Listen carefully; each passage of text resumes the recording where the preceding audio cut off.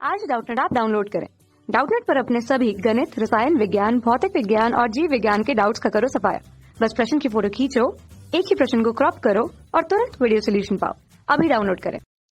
किसी एपी का सार्व अंतर -2 है। यदि इसका प्रथम पद 100 है और अंतिम पद -10 है तो इसका योगफल ज्ञात कीजिए।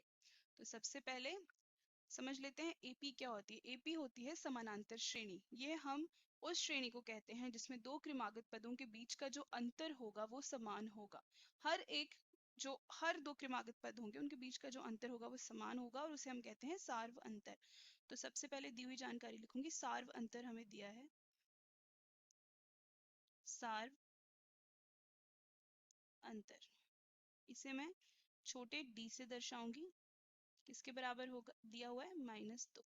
और हमें दिया है इसका प्रथम पद। प्रथम पद प्रथम पद को हम a और a1 दोनों से दर्शा सकते हैं। मैं a से दर्शाऊंगी। हमें दिया है 100 और हमें दिया है अंतिम पद। अंतिम पद इसे हम छोटा l से भी दर्शा सकते हैं और हम इसे an से भी दर्शा सकते हैं। an का अर्थ ही होता है अंतिम पद। तो ये किसके बराबर दिया गया है? हमें -10। अब हमें इसका योगफल ज्ञात करना है। तो योगफल कैसे ज्ञात करेंगे? सबसे पहले हम क्या करेंगे, योगफल का सूत्र लिखेंगे। अब योगफल का सूत्र होता है, हम n पदों के योगफल को Sn से दर्शाते हैं। तो ये किसके बराबर होगा? n/2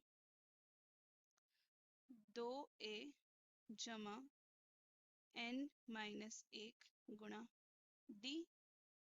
इसे मैं पहला समीकरण मान लेती हूँ।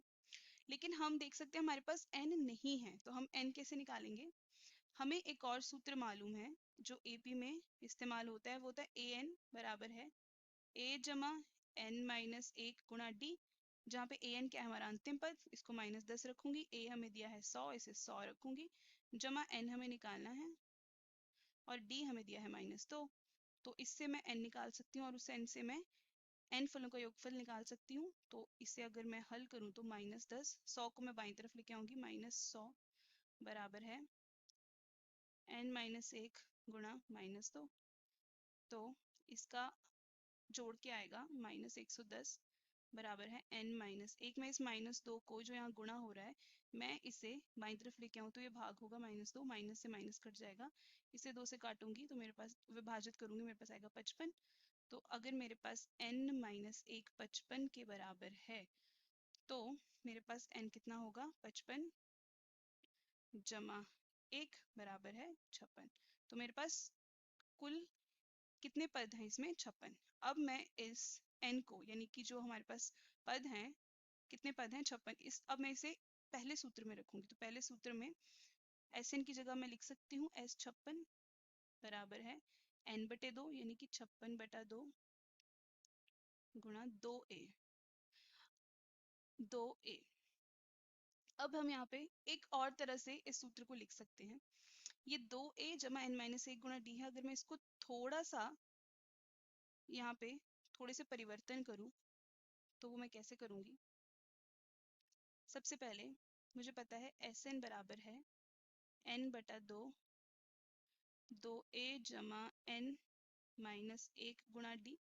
इसे मैं ऐसे भी लिख सकती हूँ, Sn बराबर है n/2 a/a, 2a को a/a लिख सकती हूँ, जमा n-1 गुणा d।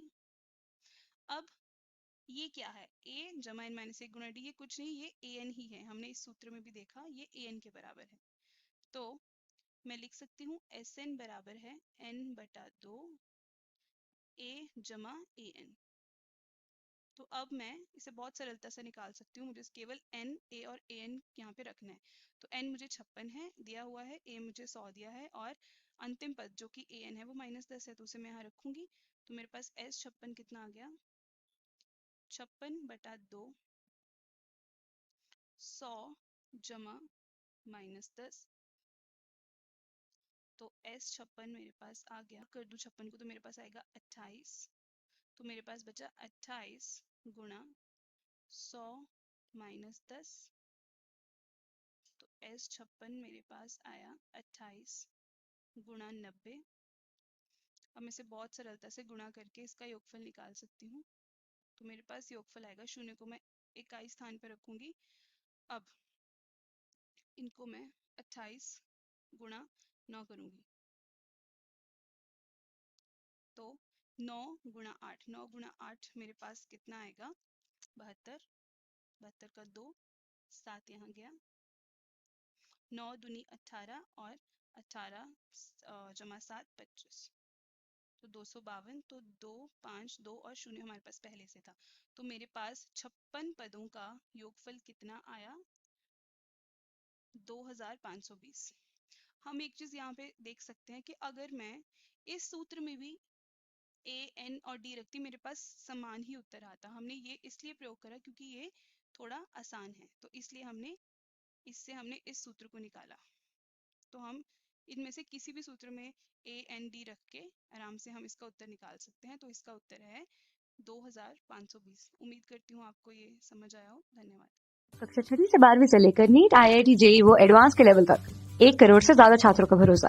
आज ही डाउनलोड करें डाउटनेट ऐप या व्हाट्सएप करें अपने सारे डाउट्स 8400 400 400 पर।